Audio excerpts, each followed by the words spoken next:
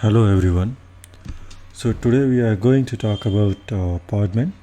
If you have not heard about Podman, this is set of tools that's being implemented and used by Fedora and Red Hat and all those set of all those set of Linux distros. It's basically being developed by Red Hat and is a drop-in replacement for Docker, if not anything else. There are a lot of other features that these two set of tools provide. We will begin by looking at the info page for Podman in Yum.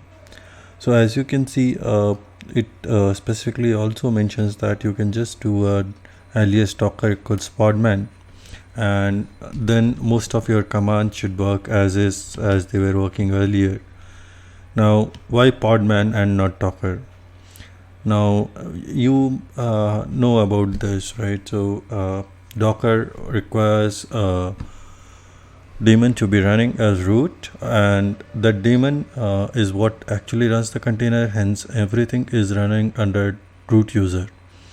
And the user who wants to run a Docker container has to have root privileges in some way or other, or he needs to have privileges to run Docker, which is equivalent to having a root user, as once you have the Docker privileges, he can always run Dockers which are equivalent to running as root, right? So there's really no user land equivalent of Docker containers, and Podman comes in there.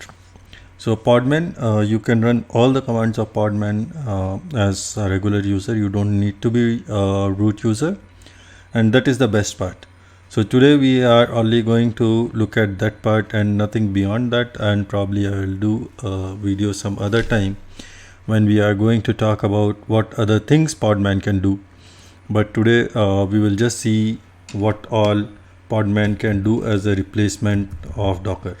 So as you can see, I am a regular user. I don't have any specific user. I am on a Fedora box, Fedora 32 latest, and I can do a Podman images to see the images that I have.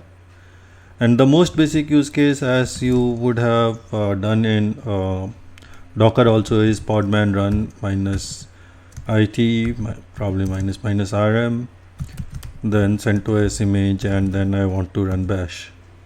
And here we go, hardly a second, and we are into the Podman container. I can see cat etc Red Hat release. That tells me that this is definitely a CentOS or Redis box, or I can simply do OS release or LSB release, any of those, to ensure that this is definitely a CentOS container and we are right on track. So as usual, you don't really need to run bash. If you just want to run ifconfig, you can do that, and it will create a container and run that. If I can give the full path of ifconfig, or I can run IPA, and I can see the container IP address come out there, or any command that I would like to run, right? So again, if I want to run etc Red Hat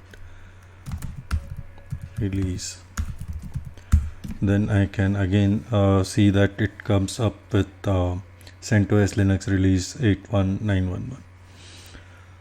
So this is a very good replacement for your regular workflow for Docker. If you are using Docker just to create some containers and run few commands on it, then you don't really need root to run any container. You can use it as a regular user, which definitely decreases the security impact that you have due to Docker. So even if someone gets to your box and runs Docker, he basically has root privileges, but with Podman that is limited to your user, and you have no real security with respect to at least your root user, and only your user is compromised. So thank you. We'll definitely look forward to talking about more in Podman and Builda and others such tools which comply to CNCF, and should definitely help going forward. Thank you again.